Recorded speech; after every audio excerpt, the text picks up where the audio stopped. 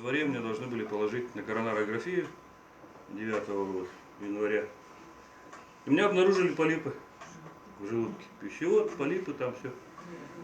Ну, что, лечиться надо. Выписали лекарство, значит, там я пошел, мне на 9 тысяч, там, как в аптеке. А я пью вот этот ЛФ, я уже перешел на капсулу. Ну, где-то неделю, полторы я принимал вот это половинки, а потом перешел на полную капсулу. Чувствовал себя. Стал дальше все это принимать. 9 января мне, значит, положили в австрийский центр. Повторное обследование, у тебя, как говорится, нарушение желудка. Я, значит, опять эту кишку, как в простонародье говорят, по ГДС. Смотрит врач и говорит, так у вас ничего нету. Я говорю, как нету? Были же полипы.